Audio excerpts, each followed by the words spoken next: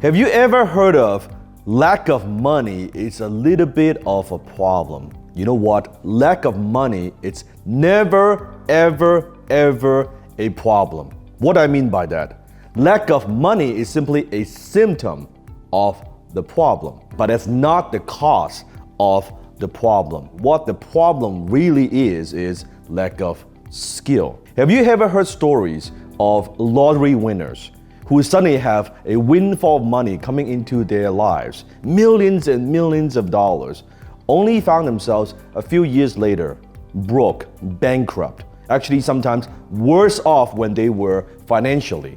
Now, why is that? They have money, but they don't have the skills of the rich. I am rich not because of my money, because I started with no money. I was in debt. I was hundreds of thousands of dollars in debt. I am rich because of my skills. So today I'm going to teach you the 7 skills that I have mastered. The 7 skills that I believe you need to understand and master if you want to be rich. Now, as I go through each skill, I want you to ask yourself the question and comment below and rate yourself from a 0 to 10. 0 being like absolutely horrible, like you suck, and 10 being world class. So here we go. Skill number 1. The ability to talk to customers persuasively. I call that closing skill. Do you know how to close? Can you articulate the value of what you do to your potential clients? Do you know how to ask powerful questions that compel people to buy? Are you comfortable talking to strangers, presenting your ideas, demonstrating your product or service? Closing skill, I believe it's one of the most important, if not the most important skills you need to master if you want to be rich. When you're talking to customers, you're closing. When you're talking to vendors, trying to persuade them to give you better terms, guess what? You are closing. When you're talking to your employees, you are closing. So that's skill number 1. The number 2 skill that would make you rich, and that is the ability to speak to groups. I call that public speaking skill. You see, do you know the number 1 fear that most people have in life? It's not snake and it's not even death. The number 1 fear that most people have is public speaking. Now, why do so many people, why are they afraid of speaking to groups most of the time? Because they worry about if they're gonna sound stupid, or how do they look, or they are afraid because they might say something wrong. All these things, but you look at great leaders, almost all great leaders, they're all great public speakers, such as Steve Jobs, right? Such as Tony Robbins, Warren Buffett. One of the skills that changed my life is public speaking. When I joined Toastmasters years ago, because I wanted to improve my English and also reduce my accent, and I was improving myself through public speaking. I developed confidence, self-confidence through public speaking. So ask yourself, are you afraid to speak to groups? Do you know how to present your ideas to groups? Can you communicate with conviction and certainty? Can you interact with your audience? Maybe you get sweaty palms. Maybe you were like me in the beginning, like your face would turn pale, right? Your knees would be locked. That's okay. It is a learnable skill. But in order to be rich, public speaking is one of the most valuable skills that you must master. The third skill that will make you rich, and that is the ability to communicate with words in print, or what I call persuasion in print. I refer that as your copywriting skill. Now notice I said copywriting skill. Now copywriting, I'm not talking about being all grammatically correct, although it's good to do that. But I'm not talking about what you learn in school, the academic writing. I'm talking about communication. I'm talking about maybe it's your webpage, your video. I'm talking about your email. How do you communicate with the written words? Now, why is this so important? Because in day-to-day communication, the emails you send, or the social media posts, or the agreement, the contract, your LinkedIn post, or your blog, a lot of that is written communication. And when you know how to communicate effectively through the written words, it gives you a tremendous amount of leverage. Let me give you a perfect example. Let's say you create a social media post and you have a decent amount of following.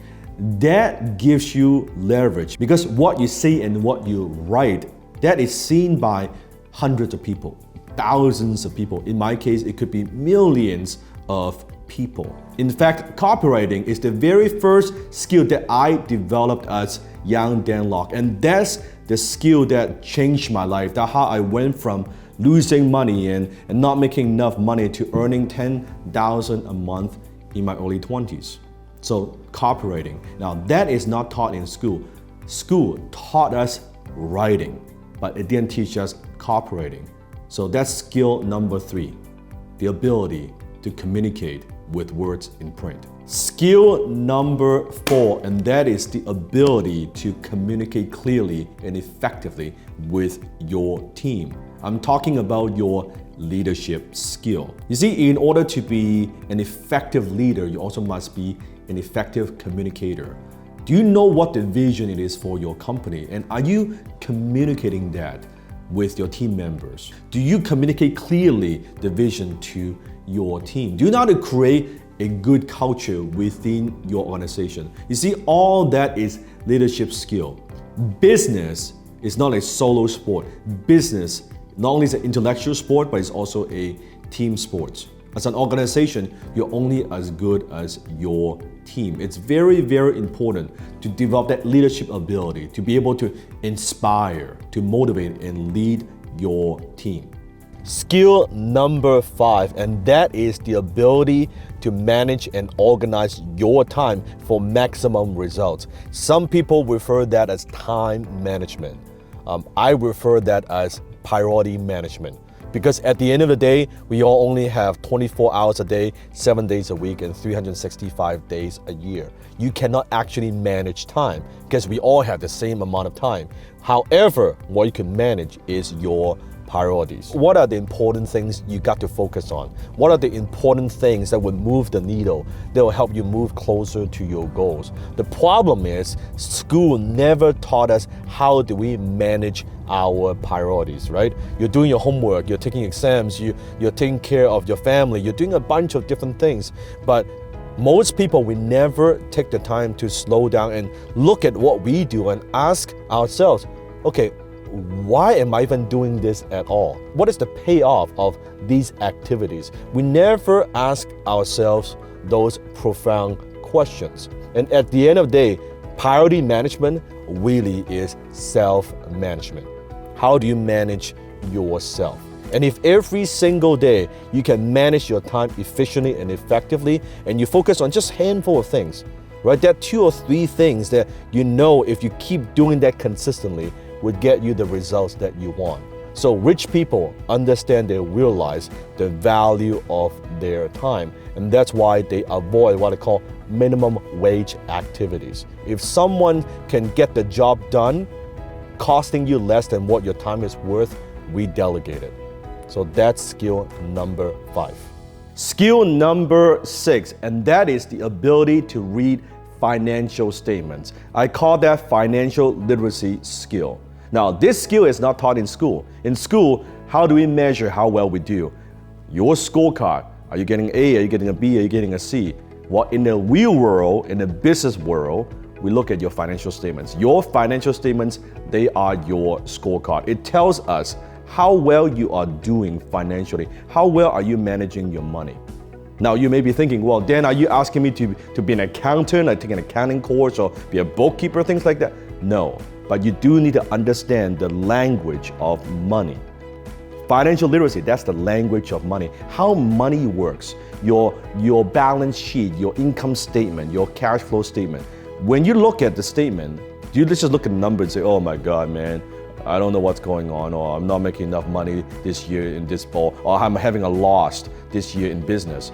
Or can you read between the lines? What is it telling me? What's the story? How am I managing my money, right? And you need to understand the basics of some of these vocabularies of money: credit score, return on investment, profit and loss. right? Capital gain, capital loss, depreciation.